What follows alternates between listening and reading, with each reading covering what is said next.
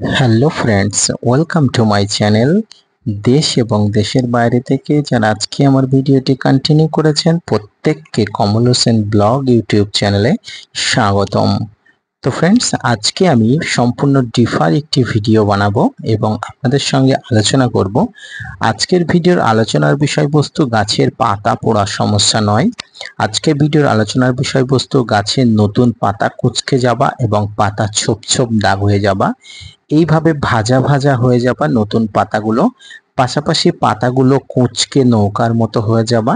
এই সমস্যাগুলো সাধারণত কি সমস্যা হতে পারে, কিভাবে এর প্রতিকার করতে হয়, পাশাপাশি এই সমস্যা সমাধানের জন্য আপনাকে কি কি প্রিভেন্টিভ নিতে হবে, সবকিছু নিয়ে থাকছে আজকের ভিডিওটি। মনোযোগ সহকারে ধৈর্য নিয়ে দেখতে থাকুন। ছাদ বাগানে যত ধরনের গাছ আছে তার মধ্যে সবচেয়ে সেন্সিটিভ একটি গাছ হচ্ছে আম গাছ। এই আম গাছের সামান্যতম ত্রুটির কারণে কিন্তু গাছের পাতা পোড়া সমস্যা থেকে শুরু করে পাতা কুঁচকে যাওয়া, পাতা দুমড়ে যাওয়া, পাতার বিভিন্ন ধরনের ছোপ ছোপ দাগ হয়ে যাওয়ার সমস্যা দেখা যায়। তো গত কয়েকদিন ধরে আমি কয়েকটি ভিডিও দিয়েছি, যেটি হচ্ছে গাছের পাতা পোড়া সমস্যা। আর আমার এই গাছটাতে কিন্তু পাতা পোড়া সমস্যা ছিল। গাছটিতে ট্রিটমেন্ট করার পরে বর্তমানে গাছটি ধীরে ধীরে সুস্থ হয়ে নতুন পাতা দিচ্ছে এবং পাতাগুলো সম্পূর্ণ সুস্থ থাকছে। এর পাশাপাশি এই গাছে আরো কয়েকটি পাতাতে আমি নতুন রোগের উপসর্গ লক্ষণ খুঁজে পেলাম।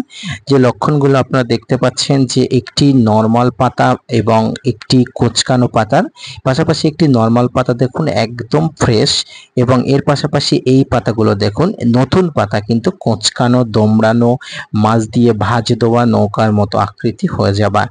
এটি সাধারণত হয় ক্যালসিয়ামের এবং ফাঙ্গাসের অভাবে। এই দুটি কারণে সাধারণত গাছের নতুন পাতাগুলো এই ধরনের হয়ে যায়। এই ক্যালসিয়ামের অভাব ঘটলে গাছের নতুন পাতাগুলোর পিছনে এইভাবে ছোপ ছোপ দাগ হয়ে যায়, পাতাগুলো কুঁচকে নৌকার মতো হয়ে যায়। বিভিন্ন ফাঙ্গাস এবং ব্যাকটেরিয়ার আক্রমণেও কিন্তু গাছের ফাঙ্গাস এবং ব্যাকটেরিয়ার আক্রমণজনিত কারণে গাছের নতুন পাতা কিন্তু আক্রান্ত হতে পারে।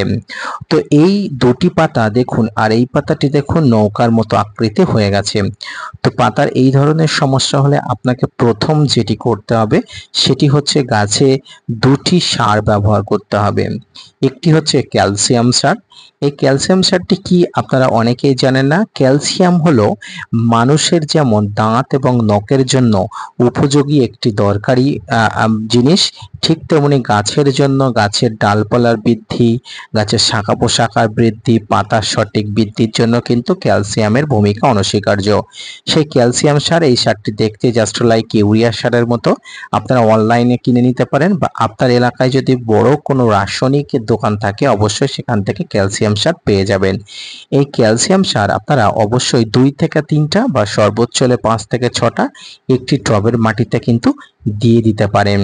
এটি আপনারা মাসে একবার করে দিলে দেখবেন আপনাদের গাছের পাতাগুলো যদি ক্যালসিয়ামের রোগে আক্রান্ত থাকে অবশ্যই কিন্তু আপনাদের খুব তাড়াতাড়ি কিওর হয়ে যাবে। তো এই ধরনের টবের ক্ষেত্রে 5 থেকে 7টি দানা অবশ্যই আপনারা টবের মাটিতে দিয়ে অবশ্যই জল দিয়ে দেবেন।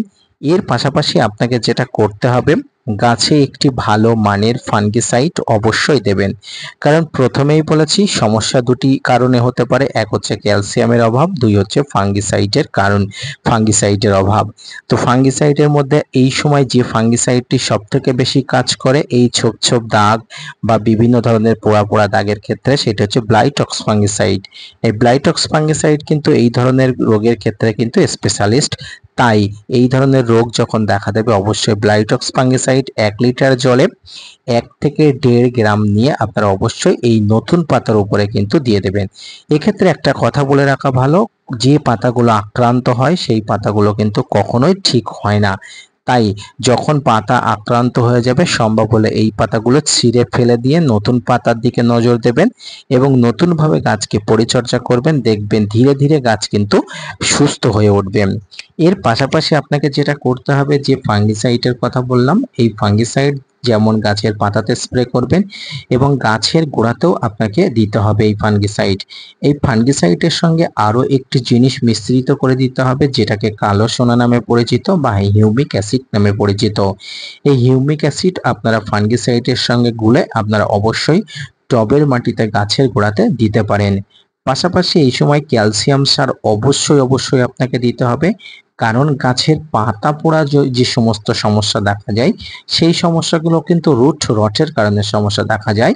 সেই জন্য গাছের সামগ্রিক পাতা পুড়ে যায়, কিন্তু এক্ষেত্রে গাছের সামগ্রিক পাতা পুড়ে না গিয়ে গাছের মাঝে ছোপ ছোপ দেখা দিচ্ছে, নতুন পাতা বিকৃতি হয়ে যাচ্ছে, এটি একদম ফাঙ্গাসের আক্রমণ অথবা ক্যালসিয়ামের অভাব।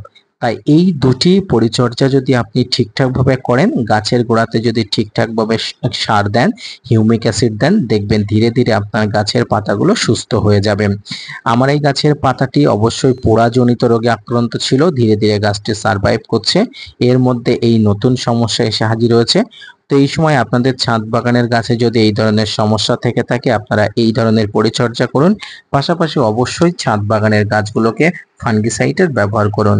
তো ফ্রেন্ডস, আজকের ভিডিওর আলোচনার বিষয়বস্তু আম গাছের কচি পাতা আসা এবং কচি পাতা আসার যে বিকৃতি এবং বিকৃতি থেকে উপশম হবার উপায় সম্পর্কিত যে তথ্যটি কেমন লাগলো অবশ্যই জানাবেন। পাশাপাশি অবশ্যই ভালো লাগলে চ্যানেলটি সাবস্ক্রাইব করে পাশে থাকবেন। ধন্যবাদ।